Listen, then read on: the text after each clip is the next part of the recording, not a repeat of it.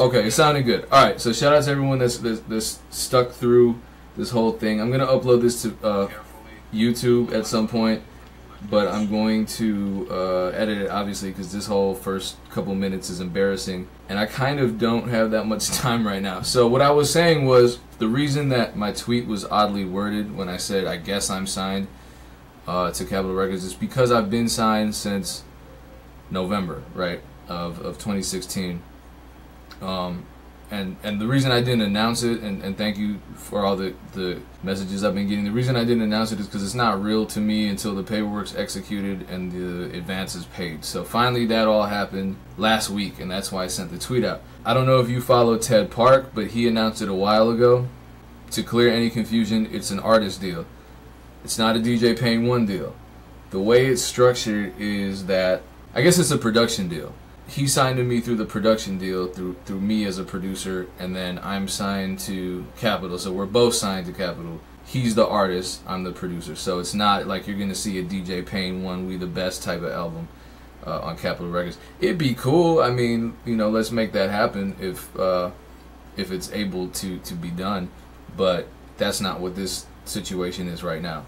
You know, and I don't like announcing stuff prematurely. Like that Ludacris and Rick Ross record that I did, I knew about that for probably 3-4 years, and I just didn't talk about it because I didn't know when it was coming out. It took forever, and I don't want to be that person because way back when I was new and naive, and I heard someone was recording to my tracks, I'd tell everybody, yo, this is, actually for that one record, instead of Rick Ross, they initially were telling me Jay-Z was going to be on it. Think about if I had announced that, I got a song with Jay-Z, and then 3 years later it comes out and Jay-Z's not on it. I look like an idiot. So that's what that is. It's not a situation where it's really going to affect my career in the sense that it doesn't limit my career, because I'm not signed as an artist. I'm signed as a producer who's bringing an artist and delivering a master to the label. And I know some people had some questions. Someone thought it was funny to tag Joe Budden, because if you know anything about Joe Budden, you know how he feels about Capitol Records, and you know that he and I work together a lot. So shout out to the internet trolls. What else? So questions are coming in, and I probably missed a bunch. So if you asked a question during the portion where I was speaking in tongues, please ask it again. Bruh wants to know, did I get a nice advance? Yeah, it's the biggest advance I've ever gotten. So in that regard, it's a nice advance. Obviously, I'm crossing my fingers for the publishing deal. But really, everyone's congratulating me. I gotta really say thank you, because I didn't announce this stuff, so you really don't even know what was going on. Back in October, I want to say, or maybe even before, I think it was October, I posted and I sponsored the post. I didn't use an ad campaign or anything, so I just targeted all of you, the people who like my page. I posted the record that Ted Park and I did, entitled "Hello, Who Is This?" right? And suddenly the plays spiked. I just posted the SoundCloud link, and the sales spiked because of people like you who are in this video right now. And they're because the plays spiked, that song took off, and it took off. SoundCloud, but specifically Spotify. Suddenly it's on the top 10 charts, top 10 Spotify charts, right? And Spotify reports to Billboard, because we're in a whole new era of technology, and the music industry is crazy. And so it reports to Billboard, so now we have a top 10 record on a Billboard chart. So that's when the label deal started coming in. And they weren't coming into me, they were coming into Ted Park. So let me just be completely clear. I wasn't approached about this. It was something that Ted Park wanted to do, and I'm on board with. I've known him since he was in high school. So I'm the producer. I had to get on board with it. It was a number he liked. It was a situation he wanted to sign on to, so that's what we did. So let's answer some questions. Steven Scanlon wants to know, besides the, oh wait, Aries. Yes, I can still work with independent art. I do whatever the hell I want, man. Come on. But yes, yes, I can still work with independent artists. It's not limiting my career, as I said, because it's not an artist deal through me. Steven Scanlon says, besides the money, what are you looking forward to most? Besides the publishing potential, that would be second. I'm just looking forward to seeing what this record can do and what subsequent records can do with that capital UMG machine behind it. Because this is my first time ever signing a deal like this and being in this type of situation. It is challenging. It's capital France. I didn't know that Universal Music Group was actually headquartered in Paris. So I guess that's a good thing. Let's see what else. What other questions? Shout out to Eric Manus. The Coven wants to know, if I created a body of work with an artist and the push got the attention of Capital and they picked both of you. I honestly don't know why they structured the deal the way they did, but they did. So now here I am, and my fate is sealed. Well, Ted Park's fate is sealed, and he's stuck with me now. Brian wants to know, Unfinished Fridays are going to be hosted by Cap. Yeah. Carlos, did you have other offers and Capitals was the best? I mean, you have to ask Ted Park about that, because the offers were coming into him, but I'm not going to speak for him, but I'm going to probably say yes. What are the pros and cons? Let me not get into the con. I don't know yet, because they haven't moved on. So here's what happened so far. Since we signed, they've just been gearing up to release Hello, because that's what's happening a lot nowadays. You know, a record goes viral, it's already kind of hot online, it's already kind of buzzing. It's not a smash by any means, but the label sees potential in it. They want to put their resources behind it and their push behind it, so they signed that record. And that's what I got the advance for. It wasn't for the full deal, it was for this one song. So it's going to be kind of this incremental thing. And as you've maybe noticed, there's no music video and there's no capital push for that song yet, because what we're being told, and they've pushed this release date back more than once, so I guess that's a con. But we're being told that this will all premiere and the campaign will begin in late June. So next month. Yeah, next month is June. And they did shoot the video. They shot it in New York. It was really expensive. Half of that is recoupable against our earnings, like everything else is when you sign a deal with a major label.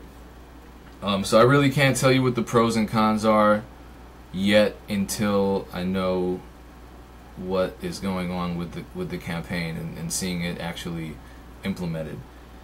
Do I still like women with? Yes, I do. What else? What's the hardest part about being a producer? Not making consistent money. Are you now going to have access to the Capitol Records studio, thus getting away from the home-based studio setup? Nah, I don't think so. I'm in Madison, so there's no Capitol Records out here. To me, I think that would happen if I had a publishing deal through UMG, and then I would have more access to their resources, but that would probably be in LA. Do I have access to other Capitol artists? Not yet. Does this put you in a position to put people on? Nope. When and how does a record label pay a producer? Whenever they want, pretty much. Hate to say it. This is different from just a regular placement. I think the fastest check I ever got off a major placement was Interscope, honestly.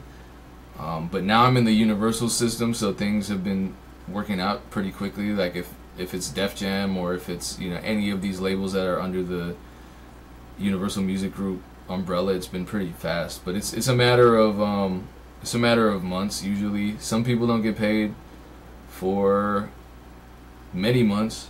Interscope was fast. So I couldn't tell you. I mean, a label is just a big bureaucracy, and because you're work for hire technically, you're not salaried, so you're not getting a check regularly, and there's no HR department that you can report to. So that's another hard thing about being a producer. There was this follow-up question to that is, how does my daily life change now? I don't know. I guess I can tell people I'm signed to Capitol, and that makes me sound cooler than I am. What's Ted's number? He doesn't know. He doesn't save numbers. Congrats. Did I make any beats for Royce the 5'9's new album, The Book of Ryan? I'll get back to you on that.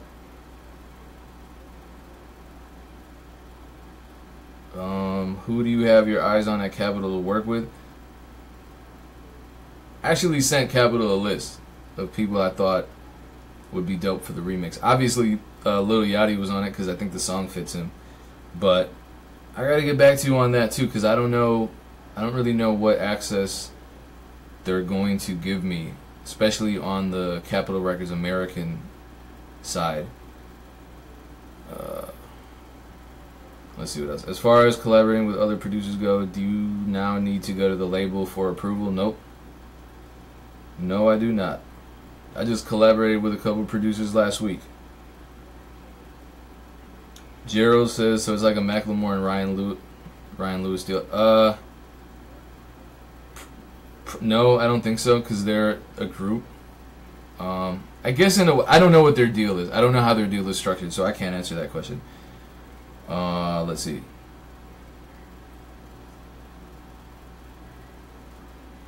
Targeting that vid was genius. Yo, Trax, ask a serious question. Shout out to Trax. He's about to get married. And he just won another ASCAP award for his work, his songwriting work. I just interviewed him. So you saw his interview, I want to say last week, Wednesday. I uploaded it to my Facebook page. So people who want to get with a dope songwriter, Trax Sanders, he's the loudmouth who's asking non-serious questions right now in the chat. Talk to him. Corey Slater. Just because you're signed, does that mean you can work with artists outside of your label? Yeah.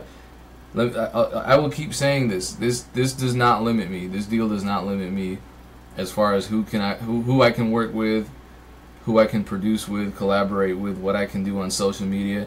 And it's not a 360 deal either. They don't have anything to do with the touring. They don't have anything to do with publishing, so forth. Thomas, is Payne one a graffiti name at one time? Yes and no, not really, kind of. Ike, who's your favorite writers to work with? Ike, it would be you if you would if you would come to the sessions. Yo, I got the eyeball. Come through sometime. I think I told you that, right? So shout out to Ike. I didn't know he was in the chat. He also, in conjunction with Trax Sanders, just won another ASCAP award. They both won collectively probably 10 ASCAP awards or something crazy. Do I see myself working with Track Junkie in the future? If he replies to my email, yeah. I did send him beats recently. Now people are just asking me general questions. I'm sorry I don't have a bunch of time to answer just general questions. But if you have questions specific to this Capitol deal, then please ask those, because I'm running out of time. I'm really hungry and I gotta go. Kyle, congrats, man. All the positive energy you put out, you deserve this. Thank you, man. I appreciate that. I'm overwhelmed by all these by all the congratulatory messages I'm getting. Tito Beats, does this lead to a publishing deal? I mean, it certainly could. Any type of major label release will lead to a publishing deal. I mean, if you produced a record that's been released by, I think there are only 4. Can someone Google this? I think there are only 4 major labels out there. And so if your music gets picked up by them, that's what the major publishers will look at. Let's see. Do you have an assistant that uploads your content for Facebook, YouTube, and BeatStars? I'll answer that question even though it has nothing to do with the Capital deal. No, I do not. And that sucks.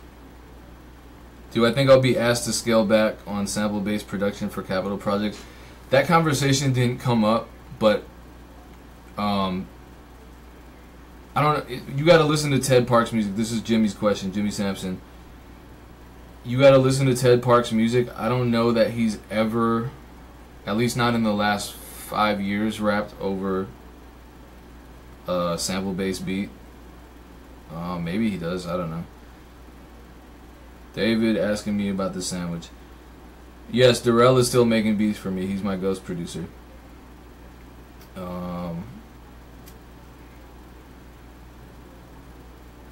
Borello wants to know how many figures is your advance for one song. The figure, it's 5 figures, right? Yeah, for the advance. And does Capital have to recoup before I get my royalties? Yes, and they're charging everything but the kitchen sink against us because that's what labels do. Trinidad Salim, how will this affect and benefit your future? I don't know yet because I haven't seen my future, but hopefully publishing deal, more opportunities to work directly with artists, and more of a main line into that world. Because right now, you know, I'm working really more on the independent and DIY side, which is cool. I like that. Tony, what's the difference between a publishing deal and a record deal? It's a huge difference. A record deal has to do with your records. A publishing deal has to do with your publishing rights. So if you write songs and make beats, you can get a publishing deal, but you're probably not going to get a record deal.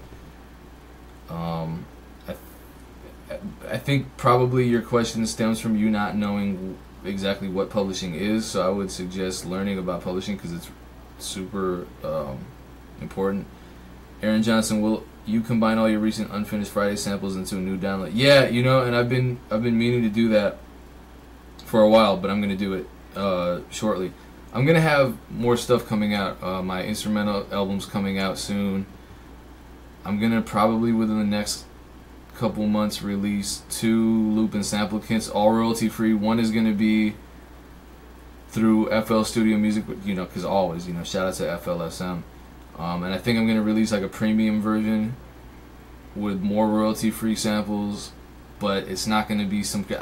My vision for it is to release it and charge $5 or less for it. So it'll be 2 and the free one will come out first. And it'll have a lot of samples in it, so, you know. Let's see, more questions. Carlos, are you signed for a certain amount of time or tracks? Tracks. And then there's a clause in there about us getting our masters back after a few years, which I thought was cool. That's dope. Lee Taylor, wish I would know more about who you are. When we came down to shoot that video with I-20, I would have asked you more. You was so down to earth. Well, you can ask me now. Elijah Harrison, you've helped me grow as a producer for years. All I gotta say is I'm proud. Appreciate that, man. Thank you. Brendan, how did the record company contact me? They did not. They contacted Ted. I already kind of told the story about the record deals, but I'll tell it again. Basically, here's the irony, right? So Ted and I are working on music after we had it, because he moved to New York, so he left us, and then I don't know, the stuff he was doing was super dope to me. So he went from when I first met him and first hosted his debut mixtape back when he was a high schooler, he was rapping. And suddenly, I don't know what the hell happened, but he just decided he was going to sing. And suddenly he got dope about it with his singing and songwriting. So we linked back up. And he said, you know what, I'm just going to come back to Madison and we're going to work on some records. So we worked on, he was in the studio, he asked me to make him a intro. He was like, I just want a lot of bass. So we put this song together. We're thinking it's going to be the intro. It turns out to be, you know, the song that got us signed, Hello, Who Is This? And the irony is that we just put it out. We wanted to just start putting music out independently because our whole thing was, well, my whole thing, before that, he was in a space where he was looking for a record deal, and he had a deal, and he got out of it, and back and forth. And my whole thing was, let's just do it ourselves. You know, we don't need a record deal. We'll just put the music out. So we put it out through Soul Spasm, which is an indie distributor, and it went on Spotify, and then it just kind of grew legs on Spotify, and it got added to a big playlist. I think Fresh Finds maybe. And that's you know, that's how Capitol ended up approaching him, because it was on their top 10 viral charts, and then as a consequence of that, it was also on Billboard's top 10 viral charts because they report to Billboard. So what was I gonna say? Spotify, man, is serious. I'm wearing this vintage shirt, and if you've heard that song Paris by Le Sinner, that was on Spot, and Vintage is the label. That was on Spotify top 10. He actually went number 1, so he went a little bigger than us, and now he's at over 1 million streams on Spotify. And I'm not saying he signed a big record deal, but I'm not saying he didn't either.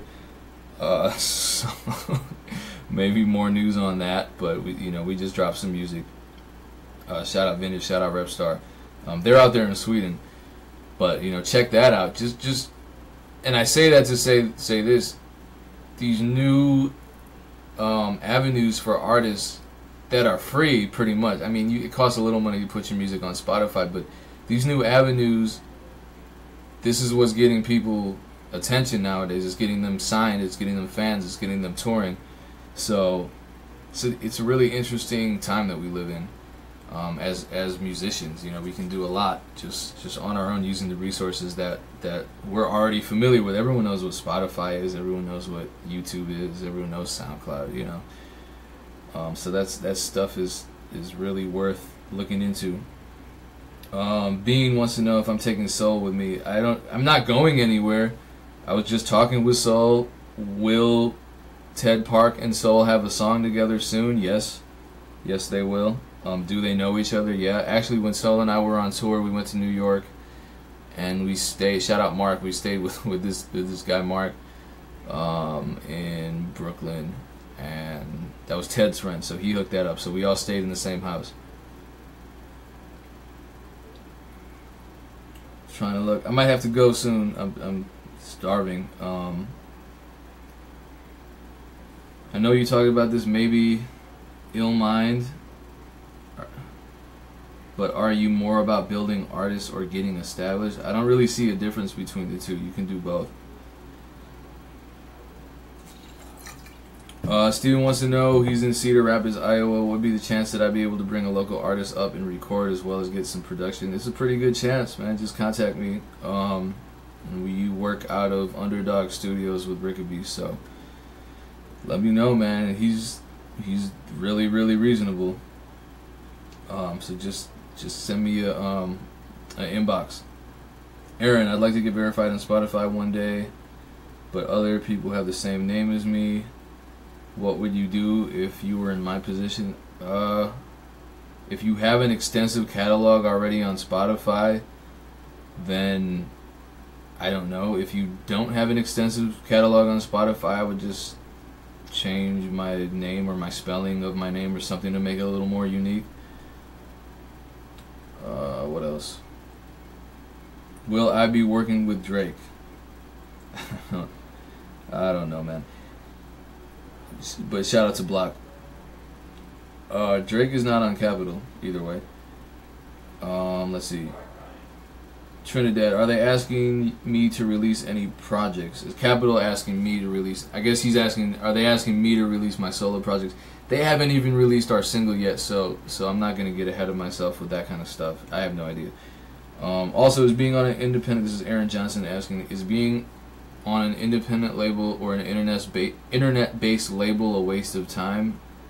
No, why would it be? I mean, you look at Rhymesayers and Strange Music, those are independent labels. Or you look at whatever label Dumbfound Dead has, that's kind of I don't know if you consider that an internet label, but it's definitely an independent label. They're all doing well. So no, it's not a waste of time if it's a good label. I mean, honestly, you can do a lot of stuff yourself, but if you have people behind you who know what they're doing and they have a machine, whether it's independent or not, it's a good look. It certainly could be.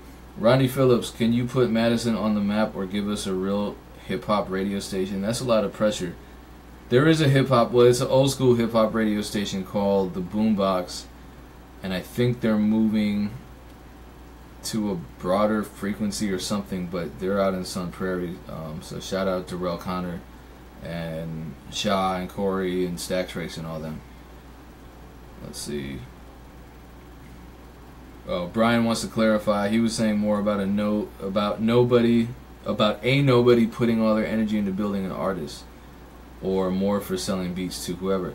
Yeah, but my answer was, I mean, that's the answer I'm going with, because you can do both. I mean, what's stopping you from selling beats to people while you develop an artist? The thing with producers is, some producers just try to develop every artist that they come in contact with. You can't be doing that.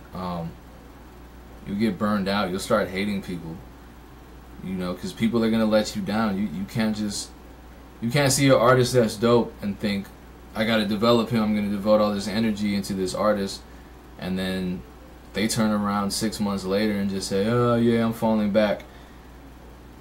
Trust me, it happens all the time.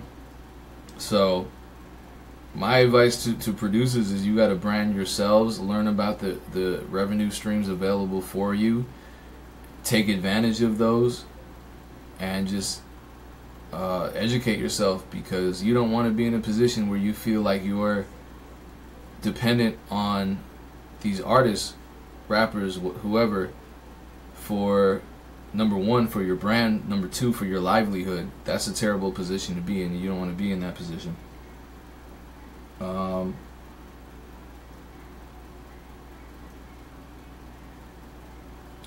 Alright, last question, because people are asking questions that have nothing to do with this deal. But again, thank you for all the congratulatory messages and comments that you're leaving. Sammy Dollar says, yo, say I'm a new producer who just got a major placement. In terms of publishing, what would be a fair cut? I have no idea, man, because maybe you sampled and maybe you don't get anything. If you didn't sample and you didn't collaborate, then your fair cut is 100% of the composer's share.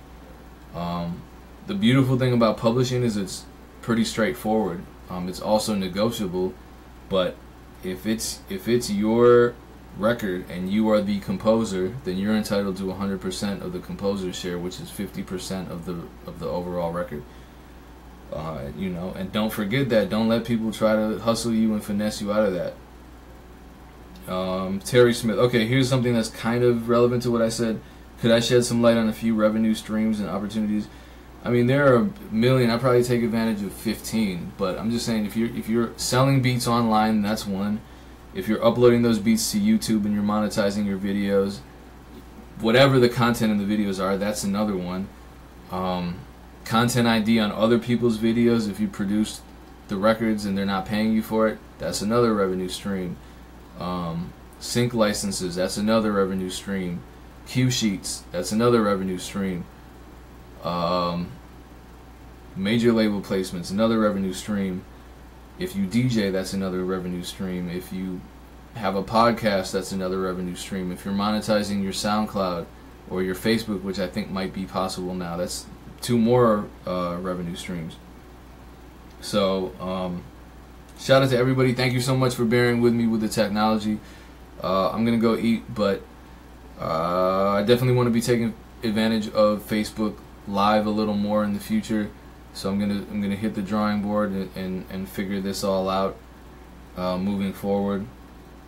Shout out to all of you, and appreciate you. Much success to all of you in 2017. Unfinished Friday will still be happening. Free loop and sample kits will still be coming out. Exclusive interviews with producers will still be released on a regular basis. My YouTube channel will not suddenly just go dry. I'll still be using social media. This wasn't like a $3 million deal, so I'm not buying a helicopter and disappearing or anything like that. So thank you. Appreciate all of you. Much success. Peace.